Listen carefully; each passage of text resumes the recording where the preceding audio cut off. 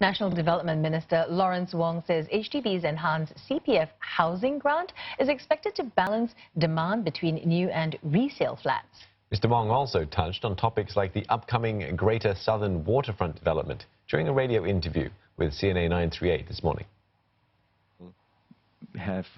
For nearly half an hour, the discussion centered on the latest HDB Enhanced CPF Housing Grant, or EHG.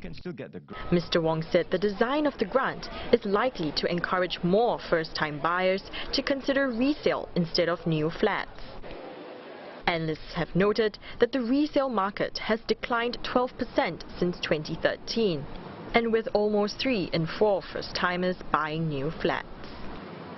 If we were to meet demand solely through new flats, I think there is a real risk that in the longer term, with our aging demographics and population trends, we might very well end up with oversupply of flats in Singapore. Okay. So we always look out for a balance. Yep.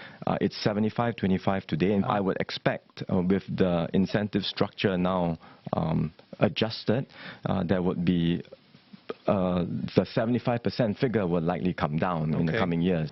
When asked about the flat prices increasing due to the grant, Mr. Wong says the government is prepared to step in to make sure housing remains affordable. Our aim is really to have a stable market. Prices can go up, but we want it to rise in line with fundamentals. And if prices get out of line, be it too high or too low, we have a range of intervention measures to better balance demand and supply. Right. On what led to the EHG, Mr. Wong says it was not because many couldn't afford housing. Rather, it was feedback from those looking for larger flats in mature estates and those who want resale flats because they can't wait for the BTO houses to be ready. Moving to the upcoming Greater Southern Waterfront development, Mr. Wong said that while it was a work in progress over many decades, the public can expect some of it to be ready soon.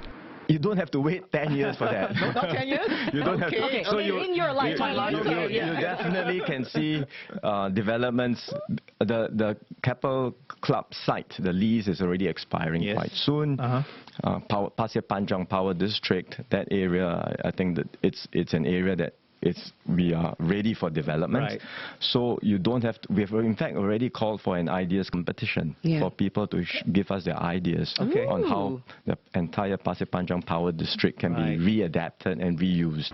With public housing expected in these attractive sites, Mr. Wong says the government will carefully balance between demand and price to ensure affordability.